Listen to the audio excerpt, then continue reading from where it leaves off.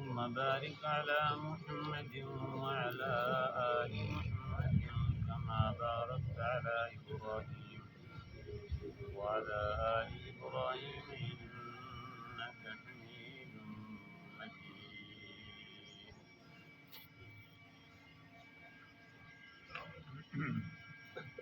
أعوذ بالله من الشيطان الرجيم. بسم الله الرحمن الرحيم. ليس على الأعمى حرج ولا على الأعرج حرج ولا على المريض حرج ولا على أنفسكم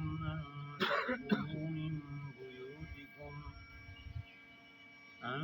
تأكلوا من بيوتكم أو بيوت آبائكم أو بيوت أمهاتكم أو بيوت إخوانكم أو بيوت أخواتكم أو بيوت أعمامكم أو بيوت عماتكم أو بيوت أخوالكم أو بيوت خالاتكم أو ما ملكتم مفاتحه أو صديقكم. ليس عليكم جناح أن تأكلوا جميعا أو أشتاتا. فإذا دخلتم بيوتا فسلموا على أنفسكم تحية من عند الله مباركة طيبة كذلك يبين الله لكم الآيات لعلكم تعقلون. نہیں ہے نبینے کے اوپر کوئی گناہ اور نہ لنگڑے آدمی کے اوپر اور نہ مریض کے اوپر کوئی حرج اور نہ تمہارے اپنے اوپر یہ کہ کھاؤ تم اپنے گھروں سے یا اپنے باپ دادے کے گھر سے یا اپنی ماں اور دادی کے گھر سے یا کھاؤ تم اپنے بھائیوں کے گھر سے یا اپنے بہنوں کے گھر سے یا اپنے چچاؤں کے گھر سے یا اپنی پھوپھیوں کے گھر سے یا تم اپنے ماموں کے گھر سے یا اپنی خالوں کے گھر سے یا ان گھروں سے جن کی کنجیاں تمہارے ملک میں ہیں یا اپنے دوستوں کے گھر سے. کوئی گناہ نہیں، حرج نہیں ہے تمہارے اوپر یہ کہ کھاؤ تم اکٹھے یا علیحدہ علیحدہ. بس تم جب داخل ہو کسی گھر میں بس سلام کرو تم اپنے آپ پر. یہ دعا کے طور پر ہے، اللہ کی جانب سے مبارک ہے، پاکیزہ ہے. اسی طرح بیان کرتے ہیں اللہ پاک تمہارے لیے آیات تاکہ تم عقل کرو اور سمجھ لو. پہلے ہم پڑھ چکے ہیں کہ اللہ رب العالمین نے حکم دیا کہ کسی کے گھروں میں ایسے آوارہ نہ جاؤ. اگر کسی کے گھر میں جانے کی ضرورت ہو تو اجازت لے کر اور سلام کر کے جاؤ. پھر ہم نے پڑھا کہ اللہ رب العالمین نے فرمایا کہ اگر تم میں سے تمہارے غلام ہیں، نوکر وغیرہ ہیں جن کا ہر وقت گھر میں آنا جانا رہتا ہے، اور میں ان کو بھی حکم ہے، یا بچے ہیں جو بالغ ابھی نہیں ہوئے یا بلوغت کے قریب ہیں یا جو بچے بالغ ہو چکے ہیں، ان کے لیے بھی حکم ہے کہ 3 اوقات میں کسی کے گھر میں نہ جائیں، 3 ٹائم. اور اگر جانے کی ضرورت پیش آ بھی جائے تو پھر بھی اجازت لے کر جائیں. بغیر اجازت کے 3 اوقات میں کسی کے گھر میں نہیں جانا. فجر کی نماز سے پہلے اور دوپہر کے وقت اور عشاء کی نماز کے بعد، کیونکہ یہ سونے کے اوقات ہوتے ہیں. اور سونے کے وقت میں بعض دفعہ آدمی کپڑے کم استعمال کرتے ہیں، یعنی کہ صرف دھوتی باندھ لی، یا عورتیں ہوتی ہیں جیسے کہ آج کل گرمی کے موسم ہیں سر سے کپڑا اتار لیا، یا ایسے حالات ہوتے ہیں گھروں میں. تو فرمایا اس لیے اگر جائے ان 3 اوقات میں تو اجازت لے کر جائے. تو یہاں پر پھر اللہ پاک نے اسی کا مضمون کا تتمہ ہے. بعض لوگ جو نبینے تھے یا لنگڑے تھے یا جو ہے نا مریض آدمی تھے، جو کچھ کرنے والے نہیں تھے، کما نہیں سکتے تھے، اپنا کاروبار نہیں کر سکتے، معذور، یہ جب کسی کے گھر میں جاتے تو پھر وہاں وہ اگر روٹی دیتے، کھانا دیتے تو یہ کھانا نہ کھاتے، کہتے یار میں اندھا ہوں یا میں لنگڑا ہوں یا میں جو بیمار ہوں، میں تو کما سکتا نہیں ہوں، نہ کسی کو میں کھلا سکتا ہوں، نہ کما سکتا ہوں، نہ کسی کو کھلا سکتا ہوں، جب میں کھلا کسی کو نہیں سکتا تو کسی کے گھروں سے میں کیوں کھاؤں؟ ٹھیک ہے، میرے لیے دوسرے کے گھروں سے کھانا بھی ٹھیک نہیں، کیونکہ میں نہ کسی کو کھلا سکتا ہوں، نہ اس لیے نہ کسی کے گھر سے کھاتا ہوں۔ لوگوں کے دلوں میں یہ خیال آئے، اللہ رب العالمین نے قرآن پاک کی یہ آیت نازل فرمائی کہ اگر کوئی آدمی نبینا ہے، لنگڑا ہے یا بیمار ہے، تو فرمایا کہ اگر وہ اپنے گھروں سے کھائے یا اپنے باپ دادے کے گھر میں جائے یا اپنے جو ہے نا ماں کے گھر میں یا دادی اور نانی کے گھروں میں جائے یا جو اپنے بھائی کے گھر میں، اپنی بہنوں کے گھر میں، اپنے چاچاؤں کے گھروں میں، پھوپھی کے گھر میں، خالہ کے گھر میں، ماموں کے گھر میں، یا ان لوگوں کے گھر میں جن کی کنجیاں جو ہے نا تمہارے ہاتھ میں ہیں، یا جو ہے فرمایا اپنے دوست کے گھر میں جائے، ایسے گھروں میں اگر جائے اور وہ کھانا تمہیں پیش کریں تو اس میں یہ نہ آپ دل میں خیال کریں کہ مجھے ان گھروں میں کھانے کی اجازت نہیں ہے، آپ بلا جھجک آپ ان گھروں سے کھانا کھا سکتے ہیں، کوئی گناہ نہیں ہے، کوئی مسئلہ نہیں ہے، آپ ان گھروں سے بے شک کھانا کھائیں، یہ تمہارے اپنے گھر ہیں۔ ویسے بھی بزرگوں کسی کو کھانا کھلانا بہت بڑی ثواب کی چیز ہے۔ بہت سارے لوگ اللہ والے، اللہ کے نبیوں کے واقعات ایسے گزرے ہیں کہ وہ بغیر کسی کے مہمان کے کھانا بھی نہیں کھاتے تھے، جب تک کوئی آتا نہیں تھا کہ کوئی دوسرا آئے اس وقت تک اکیلے کھانا نہیں کھاتے، انتظار کرتے رہتے تھے کسی نہ کسی مہمان کی۔ آج ہم بھی ہیں کہ اگر کوئی مہمان آ جائے تو جی آنکھ چرا کے بھاگ جاتے ہیں کہ کہیں مہمان دیکھ نہ لے اور اس کو کھانا نہ کھلانا پڑ جائے، بھاگنے کی کوشش کرتے ہیں، حالانکہ مہمانوں کو کھانا کھلانا یہ نبیوں کی سنت ہے۔ نبی کریم صلی اللہ علیہ وسلم نے فرمایا اکرموا ضیوفکم ولو کان فاسقا، اپنے مہمانوں کا اکرام کرو اگرچہ وہ گناہ گار کیوں نہ ہو، اگرچہ وہ گناہ گار ہیں، انہوں نے اپنے گناہوں کا حساب خود دینا ہے، لیکن تمہارا مہمان ہے، تم نے اس کا خیال کرنا ہے۔ نبی کریم صلی اللہ علیہ وسلم کے ہاں ایک آدمی آیا، مسلمان بھی نہیں ہے، اللہ کے رسول میں نے مہمان بننا ہے، آپ نے فرمایا ٹھہرو، کھانا بھی کھانا ہے، آپ نے فرمایا ٹھیک ہے، آپ صلی اللہ علیہ وسلم خود بستر لے آئے، اس کے لیے بستر بچھایا اور اس کو کھانا دیا، کھانا کھا کے جب وہ سو گیا نا، وہ بیچارہ پیٹ کا مریض تھا، اس کو موشن وغیرہ لگے ہوئے تھے، رات کو جو کھانا کھایا تو کھانا بھی زیادہ کھا لیا۔ بعض روایات میں یہ بھی آتا ہے کہ آپ صلی اللہ علیہ وسلم نے اس کو بکری کا دودھ پلایا، اس نے آپ نے پوچھا کچھ اور، اس نے کہا اور ہو تو لے آؤ، آپ نے اور بکری کا 7 بکریوں کا دودھ اللہ کے رسول نے اس کو پلا دیا۔ اب رات کو تو اور زیادہ موشن لگ گئے، اس کو موشن جو لگے، آپ صلی اللہ علیہ وسلم کو بستر اور چار سارا کچھ اس نے خراب کر دیا، اور وہ تلوار اس نے اپنے ساتھ رکھی ہوئی تھی۔ عرب کے اندر یہ رواج تھا، جیسا کہ آج کل پٹھانوں کے علاقوں میں رواج ہوتا ہے، وہ اسلحہ اپنے ساتھ رکھتے ہیں، تو عرب کے اندر بھی رواج تھا کوئی تیر یا جو ہے نا خنجر یا تلوار اپنے ساتھ ایسے رکھتے تھے جیسے ہم اپنے لیے کپڑے کو ضروری سمجھتے ہیں، وہ ان کا زیور تھا ایک قسم کا۔ تلوار ساتھ رکھی ہوئی تھی، صبح صبح جلدی اٹھا اور بھاگ گیا شرم کی وجہ سے کہ کیا منہ دکھلاؤں گا، تلوار وہاں پر بھول گیا، چلا گیا، وہ راستے میں جا کر اس کو تلوار والی بات یاد آئی تو واپس آنے لگا، چھپ چھپ کے آ رہا تھا کہ پتہ نہیں کیا کہتا ہے مسلمانوں کا نبی، کیا کہے گا، پتہ نہیں تلوار بھی مجھے دیتا ہے واپس یا نہیں دیتا۔ دور سے جیسے دیکھا اللہ کے رسول صلی اللہ علیہ وسلم خود وہ بستر اپنے ہاتھوں سے دھو رہے تھے،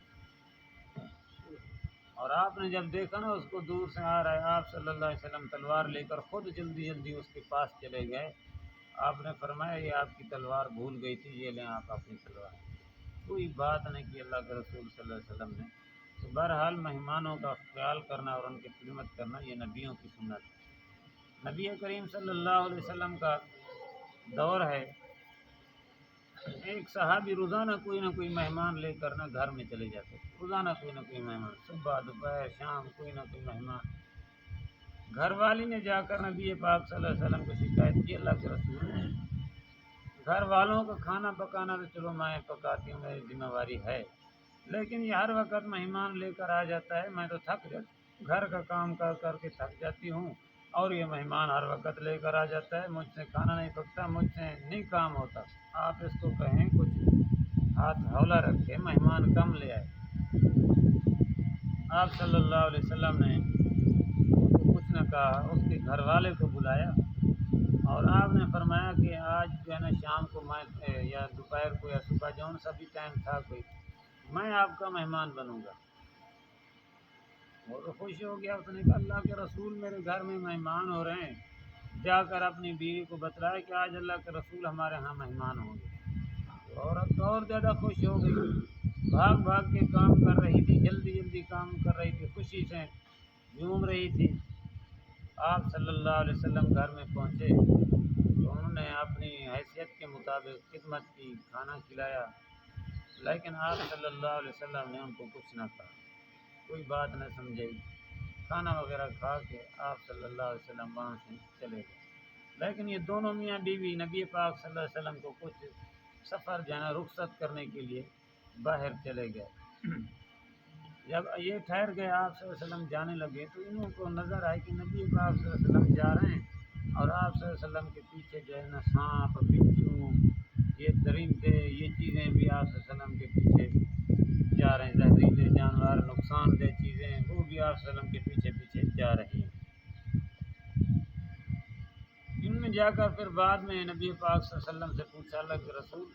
آپ جب ہمارے گھر میں کھانا کھانے آئے تھے، آپ جب رخصت ہوئے، لیکن ہم نے عجیب چیز دیکھی کہ آپ کے پیچھے یہ چیزیں بھی جا رہی تھی، اس کا کیا مطلب ہے؟ آپ صلی اللہ علیہ وسلم نے فرمایا جب کوئی مہمان کسی گھر میں جاتا ہے اور وہاں سے کھانا کھا کر جاتا ہے تو اللہ اس کی مہمان کی برکت سے اس گھر پر آنے والی کئی مصیبتوں کو ختم کر دیتے ہیں، کئی مصیبتوں کو اس مہمان کی برکت سے اللہ پاک ختم کر دیتے ہیں۔ بہرحال مہمانوں کو خوش ہو کر کھانا کھلانا چاہیے۔ پہلے دور میں لوگ خیال کرتے تھے، مسجد میں کوئی اجنبی آدمی آ جائے تو سارے پوچھتے تھے بھئی کس کے مہمان ہو، کھانا کھانا ہے نہیں کھانا، بستر کی ضرورت ہے نہیں ہے۔ آج تو ایسے حالات بن چکے ہیں کہ مہمان تو مہمان، کوئی اپنا رشتہ دار بھی آ جائے تو اس سے بھی کوئی نہیں پوچھتا، اس سے بھی کوئی نہیں پوچھتا۔ اسی وجہ سے بزرگوں ہمارے گھروں میں بے برکتی بھی ہے۔ دو چیزیں آپ نہ دینا شروع کر دیں، وہ چیزیں آپ کے پاس خود بخود آنا شروع ہو جائیں گی۔ آپ جب دونوں چیزیں بند کر دیں گے نا، اللہ کی طرح سمجھ پھر بند ہو جاتی ہے۔ آپ دینا شروع کر دیں، ایک نمبر پر عزت، آپ دوسروں کو عزت دینا شروع کر دیں، دوسروں کو عزت دیں، دوسروں کو احترام دیں، تو اللہ خود بخود تمہاری عزت بڑھا دیں گے، عزت تمہارے پاس خود بخود آنا شروع ہو جائے گی۔ دوسرے نمبر پر اپنا رزق، مال دولت، یہ دوسروں پر خرچ کرنا شروع کریں، تمہارے پاس خود بخود آنا شروع ہو جائے گا۔ جب تم اپنے ہاتھ روک لو گے نا، پھر اللہ پاک بھی روک دیتے ہیں۔ نبی کریم صلی اللہ علیہ وسلم نے حضرت اسماء سے فرمایا کہ اللہ کے راستے میں گن گن کر نہ دیا کر، حساب نہ لگایا کر، بغیر حساب کے دیا کر۔ اگر تو گن گن کے دے گی نا، پھر رب بھی تمہیں گن گن کے دے گا۔ جی اللہ کے راستے میں جب دینا ہو تو پھر سوچ سمجھ کر نہیں، بغیر سوچے سمجھے۔ حضرت حسین رضی اللہ تعالیٰ عنہ نے ایک دفعہ خیرات کی، اور اتنا خیرات کی، اتنا خرچ کیا، خیرات کے اوپر اتنا خرچ کیا کہ بے انتہا۔ حضرت عمر رضی اللہ تعالیٰ عنہ نے پھر فرمایا کہ اے حسین، لا اسراف لا خیر فی الاسراف،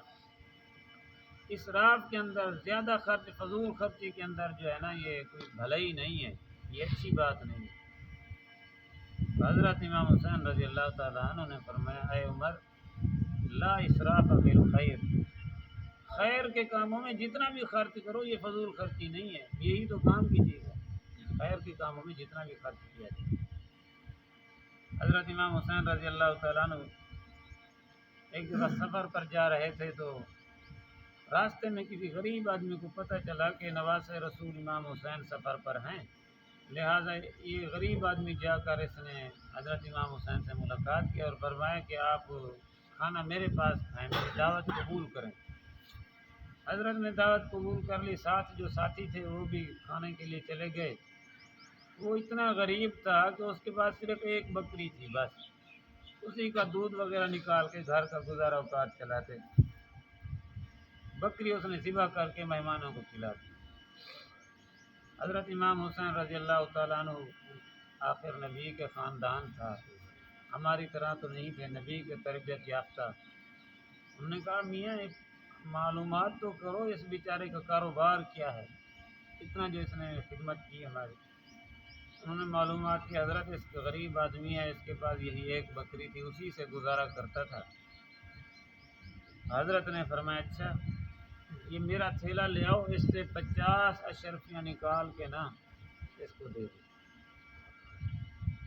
اشرفیاں دینار، یہ سونے کے پیسے ہوتے تھے، ان کو کہتے تھے اشرفیاں دینار، اس غریب آدمی کو دے دو۔ کوئی ہوگا ہمارے جیسا کوئی کنجوس، اس نے کہہ دیا کہ حضرت اس نے ایک بکری کی لئی، آپ 50 اشرفیاں دے رہے ہیں، اتنا زیادہ پیسے آپ کیوں دے رہے ہیں اس کو؟ حضرت امام حسین رضی اللہ تعالیٰ عنہ نے فرمایا وہ اسخا منی، یہ مجھ سے بھی بڑا سخی ہے، میں نبی کا نواسا ہوں، جتنا بھی سخاوت کر رہا ہوں، لیکن یہ غریب آدمی مجھ سے بھی بڑا سخی ہے۔ وہ کیسے؟ فرمایا کہ اس کے پاس ایک بکری تھی، اس نے ساری ہمیں کھلا دی، میرے پاس 100 اشرفیاں ہیں، میں آدھی دے رہا ہوں، تو وہ مجھ سے تو زیادہ سخی ہے، وہ مجھ سے زیادہ سخی ہے۔ نبی کریم صلی اللہ علیہ وسلم نے فرمایا السخی حبیب اللہ، سخی اللہ کا دوست ہوتا ہے، قریب من الجنت و بعید من النار، جنت کے قریب ہوتا ہے، جہنم سے دور، اور قریب من الناس، لوگوں کے بھی قریب ہوتا ہے، سخی آدمی سے ہر کوئی محبت کرتا ہے۔ اور فرمایا البخیل عدو اللہ، بخیل جو ہے اللہ کا دشمن ہے، قریب من النار، جہنم کے قریب ہے، اور فرمایا کہ جنت سے دور ہے، وبعید من الجنہ، جنت سے بھی دور ہے، لوگوں سے بھی دور ہے۔ بخیل آدمی سے لوگ بھی نفرت کرتے ہیں۔ اور حضرت شیخ سعدی رحمۃ اللہ علیہ فرماتے تھے بخیل ارچے بود زاہدی بر و بہر، جنتی نہ باشد بحکم خبر، بخیل آدمی جتنا بھی عبادت گزار ہو، تہجدیں پڑھتا ہو، حج کرتا ہو، جتنا بھی عبادتیں روزے تسبیحاں کرتا ہو، فرمایا جنت میں نہیں جائے گا۔ اگر اس کے اندر بخل والی صفات ہے، بخیل ہے، تو فرمایا جنت میں نہیں جائے گا۔ نبی کریم صلی اللہ علیہ وسلم کی محفل لگی ہوئی ہے، کچھ قیدی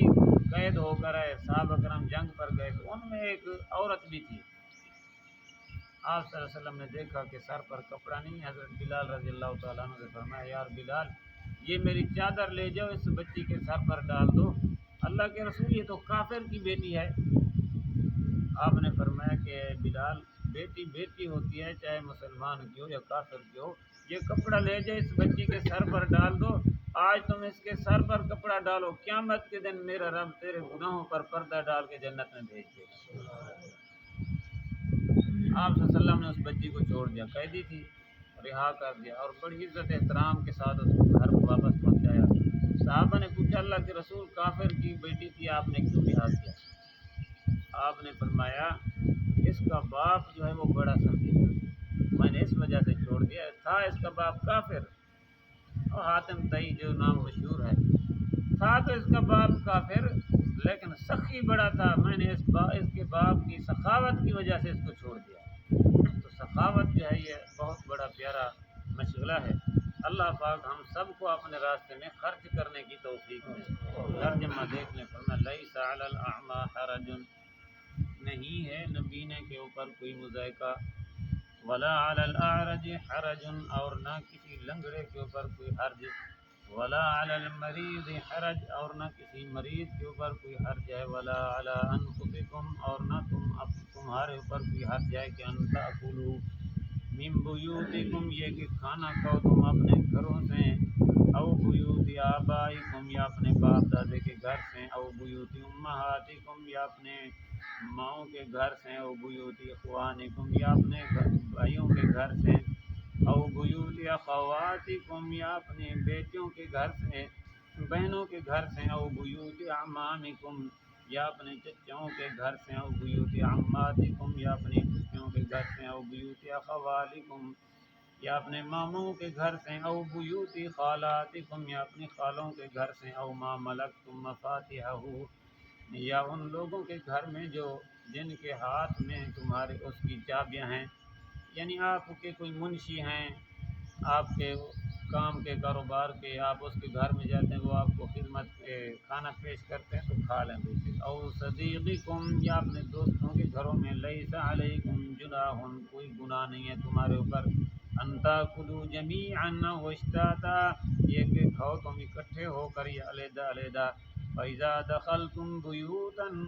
بس جب تم داخل ہو کسی گھر میں، فسلموا علی انفسکم، السلام کرو تم اپنے آپ پر، یعنی جب تم سلام کرتے ہو نا، کیا کہتے ہو؟ السلام علیکم ورحمۃ اللہ وبرکاتہ، اللہ کی طرف سے تمہارے پر سلامتیں، رحمتیں اور برکتیں ہوں۔ پھر وہ کیا کہتا ہے؟ وعلیکم السلام ورحمۃ اللہ وبرکاتہ، یعنی جب تم کسی کو دعا دیتے ہو اس کے بدلے میں وہ تمہیں دعا دیتا ہے، یعنی جب تم کسی کو سلام کرتے ہو ایسے سمجھو تم اپنے لیے دعا کروا رہے ہو، تو فرمایا تم اپنے آپ پر سلام کرو، تحیتم، یا اس کا مطلب یوں سمجھ لیں، نبی کریم صلی اللہ علیہ وسلم نے فرمایا سارے مومن ایک جسم کی طرح ہیں، سارے مسلمان ایک جسم کی طرح ہیں، جب تم کسی مسلمان کو سلام کرتے ہو ایسے سمجھو تم اپنے آپ کو کر رہے ہو، تحیتم من عند اللہ مبارکتا طیبہ، یہ دعا ہے اللہ کی جانب سے، مبارک اور برکت والی عمدہ چیز ہے، کذالک یبین اللہ لکم الآیات، اسی طرح بیان فرماتے ہیں اللہ پاک تمہارے لیے آیات تاکہ تم سمجھو اور عقل کرو، اللہ پاک ہم سب کو عمل کی توفیق عطا فرمائے۔